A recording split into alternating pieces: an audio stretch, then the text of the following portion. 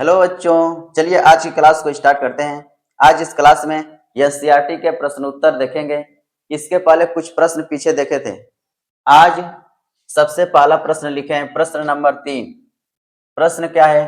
शुष्क hydrochloric gas शुष्क litmus पत्र के रंग को क्यों नहीं बदलती है? तो इसके उत्तर में लिखेंगे शुष्क हाइड्रोक्लोरिक अम्ल। शुष्क का मतलब सांद्र है, सांद्र या Cl है। हाइड्रोक्लोरिक अम्ल यह शुष्क लिटमस पत्र के रंग को परिवर्तित नहीं करता है। क्यों? क्योंकि इसमें पानी की अनुपस्थिति है, यानी जल यहाँ पे अनुपस्थित है। अगर जल अनुपस्थित है तो ये आयनों में टूटेगा नहीं, और जब आयनों में टूटेगा नहीं तो H+ आयन दिखाई नहीं देगा और अम्लीय गुण प्रदर्शित नहीं होगा। क्या बोले हैं? शुष्क हाइड्रोक्लोरिक अम्ल में पानी नहीं होगा, इसीलिए शुष्क है। अगर पानी होता तो डाइल्यूट हो जाता, तनु हो जाता।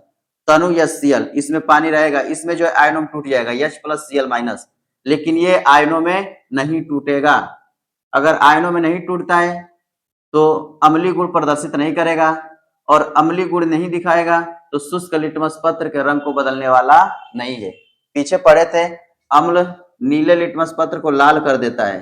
तो यह अम्ल जो है विलयन में होना चाहिए, इसमें पानी होना चाहिए, विलयन के रूप में रहेगा तभी रंग में परिवर्तन होगा। यहाँ पे शुष्क है मतलब उसमें पानी नहीं है, आयनों में नहीं टूटेगा, तो लिटमस पत्र के रंग को बदलने वाला नहीं है। ऐसे ही दूसरा प्रश्न कौन सा है? प्रश्न नंबर 4। अगला प्रश्न क्या है? अम्ल को तनुकृत करते समय यह क्यों अनुशंसित करते हैं कि अम्ल को जल में मिलाना चाहिए, न कि जल को अम्ल में? जल को अम्ल में नहीं मिलाना चाहिए, अम्ल को जल में मिलाना चाहिए, ये बातें बताई जा रही हैं। अम्ल को तनुकृत किया जा रहा है, तनुकृत का मतलब पानी मिला रहे हैं। तो जब भी अम्ल और पानी को आपस में मिलाते हैं तो यह ऊष्माक्षेपीय अभिक्रिया दिखाता है, उसमें से ऊष्मा बाहर निकलता है। मान लेते हैं अम्ल को जल में डालना हो, ये है जल, और इसमें अम्ल को मिलाते हैं तो अम्ल में से पर्याप्त मात्रा में ऊष्मा बाहर निकलती है। मान लेते हैं इसके अंदर ऊष्मा ज्यादा है, ये आग के जैसा है, इसमें से ऊष्मा अधिक है। अगर इसको पानी में डालते हैं तो ये धीरे धीरे जो है इसके ऊष्मा को पानी अवशोषित कर लेता है और यह आसानी से इसमें घुल जाता है। तो जो विलयन बना, तनु वाला बना। अम्ल मान लेते यहाँ पे दिया हुआ है अम्ल सांद्र वाला, और उसको तनु में बदलना है, मतलब तनुकृत करना है, पानी मिला देना है उसमें। तो पानी में अम्ल को डालते हैं तो अम्ल के अंदर से जो ऊष्मा निकलती है पानी अवशोषित कर लेता है और धीरे धीरे जो है आसानी से इसमें घुल जाता है। लेकिन अगर अम्ल ले लिया जाए, उसमें पानी मिलाते हैं अम्ल, तो मान लेते हैं पूरा आग है, इसके अंदर से ऊष्मा बाहर निकल रही है और इसमें पानी डालना चाहते हैं।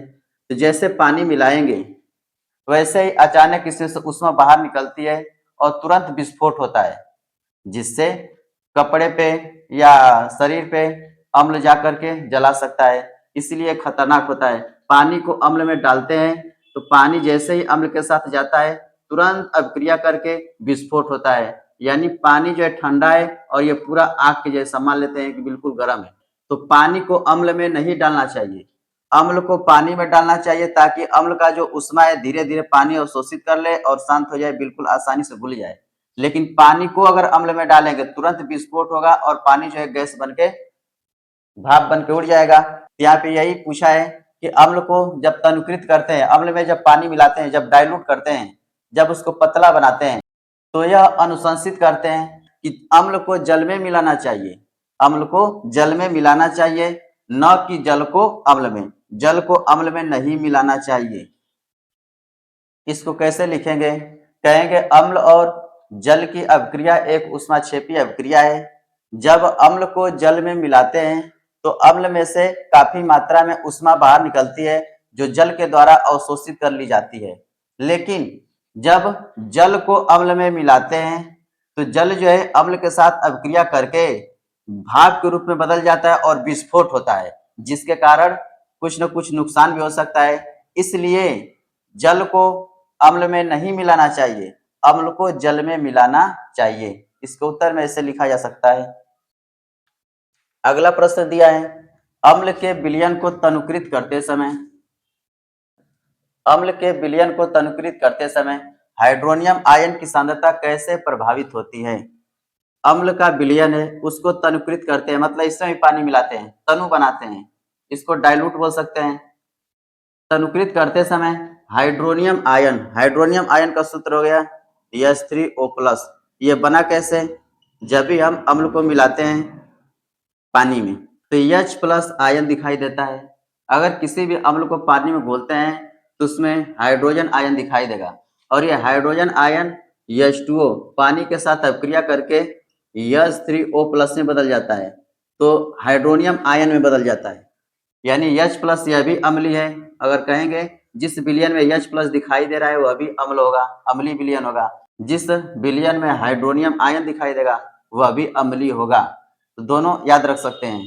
तो इसमें यह पूछ रहा है कि हाइड्रोनियम आयन की सांद्रता कैसे प्रभावित होगी। तो मान लेते हैं किसी विलयन में हाइड्रोनियम आयन है H3O+, इसमें पानी मिलाते जाएंगे, इसके आयतन को बढ़ाते जाएंगे, तो प्रति आयतन इसकी सांद्रता घटती जाएगी, या कह सकते हैं एकांक आयतन में हाइड्रोनियम आयन की सांद्रता घटती जाती है।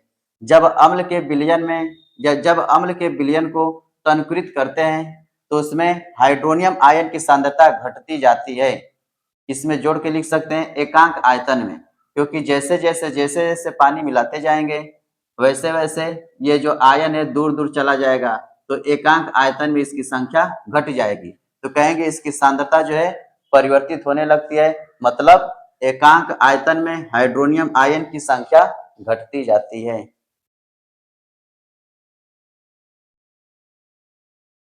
प्रश्न दिया है सोडियम हाइड्रोक्साइड विलयन में अधिक के क्षारक मिलाते हैं तो हाइड्रोक्साइड आयन की सांद्रता कैसे प्रभावित होती है।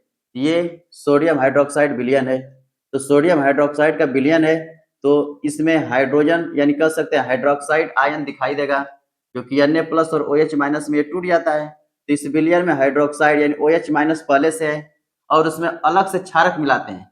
कौन सा क्षारक मिलाते हैं पता नहीं, मान लेते हैं KOH है, तभी इसमें K+ और OH- दिखाई देगा। NaOH है तो इसमें Na+OH- दिखाई देगा, यानी अलग से कोई क्षारक डालते हैं तो OH की संख्या जो है बढ़ती जाती है। कौन सा क्षारक है पता नहीं है, लेकिन इतना कंफर्म है कि जैसे जैसे किसी क्षारक को इसमें डालते हैं तो OH की संख्या बढ़ती जाएगी। तो इसके उत्तर में लिखेंगे प्रति इकाई, या बोल सकते हैं एकांक आयतन। एकांक आयतन में हाइड्रोक्साइड आयन की संख्या बढ़ती जाती है, अर्थात इसकी सांद्रता बढ़ती जाती है, इसके सांद्रता में बढ़ोतरी होती है। तो जब सोडियम हाइड्रोक्साइड के विलयन में क्षारक को मिलाते हैं तो हाइड्रोक्साइड आयन की संख्या न बोल के सांद्रता बोल देते हैं, तो हाइड्रोक्साइड आयन की सांद्रता बढ़ती जाती है। ऐसे इसका उत्तर लिख सकते हैं।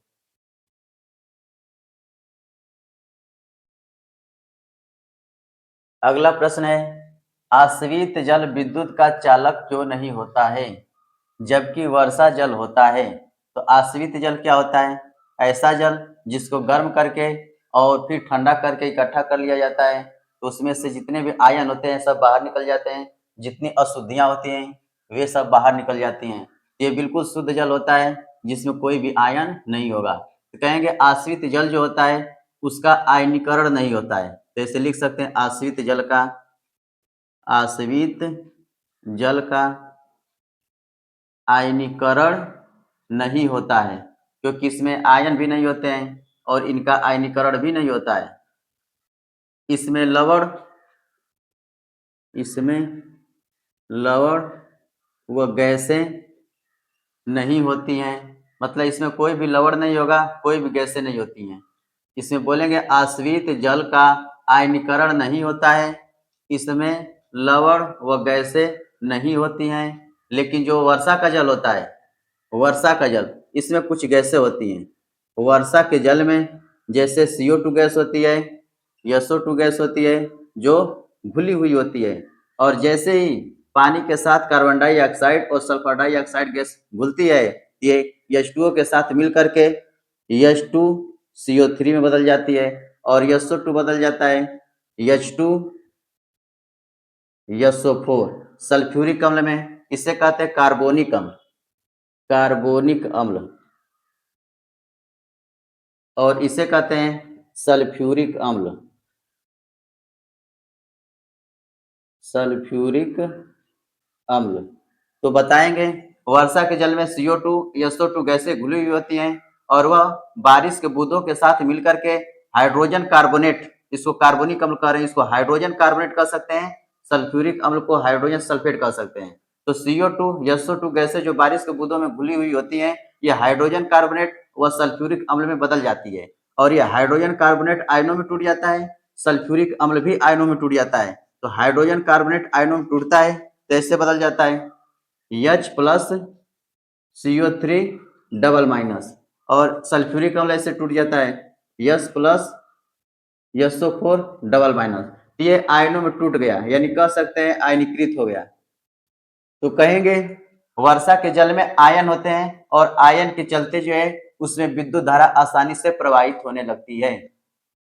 इसका उत्तर ऐसा हो गया, आश्रित जल विद्युत का चालन नहीं करता है क्योंकि उसमें आयन नहीं होते हैं, उसमें गैसें नहीं होती हैं। और जो बारिश का होता है, मतलब जो वर्षा का जल होता है, उसमें CO2 गैसें SO2 गैसें होती हैं और वह गैसें जो है आयनों में टूट जाती हैं। मतलब सबसे पहले कहेंगे कि वह अम्ल का निर्माण करती है और वह अम्ल आयनों में टूट जाती है, जिसके कारण बारिश के जल में विद्युत चालन होता है, यानी विद्युत धारा प्रवाहित होती है।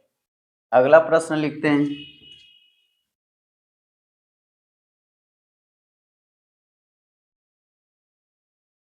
अगला प्रश्न है, जल की अनुपस्थिति में अम्ल का व्यवहार अम्लीय क्यों नहीं होता है?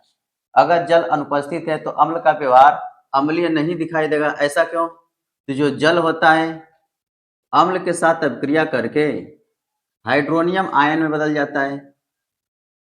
हाइड्रोनियम हाइड्रोनियम आयन का निर्माण करता है, यानी H3O प्लस, ये हाइड्रोनियम आयन। और जल जब अनुपस्थित होगा तो हाइड्रोनियम आयन का निर्माण नहीं होगा, और जब हाइड्रोनियम आयन का निर्माण नहीं हो पाएगा तो यह अम्लीय गुण प्रदर्शित नहीं करेगा। जिस जल में हाइड्रोनियम आयन दिखाई देगा वही अम्लीय गुण प्रदर्शित करेगा, या ऐसे बोल सकते हैं H प्लस आयन दिखाई देगा तब यह अम्लीय गुण प्रदर्शित करेगा। यानी इसमें hydrogen ion H plus ion बोले तभी सही है, हाइड्रोनियम आयन बोले तभी सही है। यानी कि अगर H प्लस आयन दिखाई दे रहा है तब भी अम्लीय होगा और हाइड्रोनियम आयन दिखाई दे रहा है तब भी अम्लीय होगा। तो इसके उत्तर में लिखेंगे जल अम्ल के साथ अभिक्रिया करके हाइड्रोनियम आयन का निर्माण करता है, लेकिन जल की अनुपस्थिति के कारण अगर जल नहीं रहेगा तो हाइड्रोनियम आयन का निर्माण नहीं करेगा, और हाइड्रोनियम आयन का निर्माण नहीं होगा तो वह अम्ल अम्लीय गुण दिखाएगा नहीं। बस इतना लिख सकते हैं। H प्लस आयन हटा दिए क्योंकि H प्लस आयन दिखाई दे रहा है तो अम्लीय तो होगा ही, लेकिन जब H2O के साथ अभिक्रिया कर लेता है तो हाइड्रोनियम आयन में बदल जाता है। तो बस लिख देंगे हाइड्रोनियम आयन। जब जल की अनुपस्थिति होगी तो हाइड्रोनियम आयन का निर्माण नहीं हो पाएगा, हाइड्रोनियम आयन नहीं बनेगा, तो कह सकते हैं कि जो अम्ल है अम्लीय गुण प्रदर्शित नहीं करेगा। अगला प्रश्न ये है, एल्कोहल एवं ग्लूकोज जैसे यौगिकों में भी हाइड्रोजन होते हैं, लेकिन इनका वर्गीकरण अम्ल की तरह नहीं किया जाता है। एक क्रियाकलाप द्वारा इसे साबित कीजिए। तो एल्कोहल का सूत्र होता है ROH, यहाँ पे लिख सकते हैं CH3OH, ये हो गया methyl alcohol, C2H5OH ethyl alcohol. ऐसे बहुत सारे एल्कोहल हो सकते हैं। तो यहाँ पे कोई एल्कोहल ले लिए, मान लिए C2H5OH एल्कोहल ले लिए, और ग्लूकोज, ग्लूकोज का सूत्र होता है C6H12O6, ये ग्लूकोज का सूत्र है, ये है ग्लूकोज, और ये एथिल एल्कोहल, एथिल एल्कोहल, इसे कहते हैं मेथिल एल्कोहल। एक ही एल्कोहल ले लेते हैं, ये एल्कोहल ले लिए एथिल एल्कोहल, और ये हो गया ग्लूकोज। तो इसमें ये पूछ रहा है कि एल्कोहल और ग्लूकोज जैसे जो यौगिक होते हैं उसमें तो हाइड्रोजन होता है, इसमें भी हाइड्रोजन दिखाई दे रहा है, इसमें भी हाइड्रोजन दिखाई दे रहा है, फिर भी यह अम्ल की तरह इसे वर्गीकृत नहीं करते हैं, इसे अम्ल नहीं कहते हैं। क्यों? एक क्रियाकलाप द्वारा साबित कीजिए। तो एक ऐसे बीकर लेंगे, बर्तन, और इसमें 2 राड लगा देंगे, किसी धातु की राड लगा देते हैं, ठीक है। इसके बाद से क्या करते हैं, एक बैटरी के सिरे से जोड़ते हैं और यहाँ पे कोई बल्ब लगा देते हैं, ऐसे कोई बल्ब लगा दिए,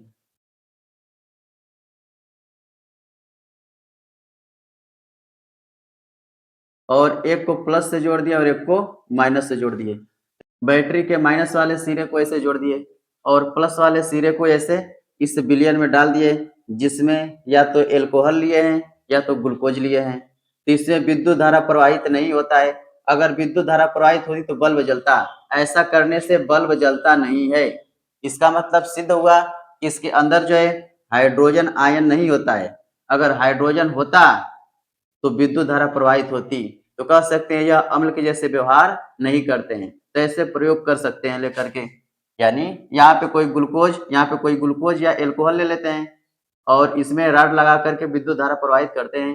अगर रॉड नहीं लगाना चाहते हैं तो सिर्फ तार को ही लगा देते हैं, इस विलयन में तार को डुबा देते हैं, उसके बाद से करंट को भेजते हैं। अगर बल्ब नहीं जलता है, इसका मतलब सिद्ध हो गया कि यह जो है अम्ल के जैसे व्यवहार नहीं करते हैं।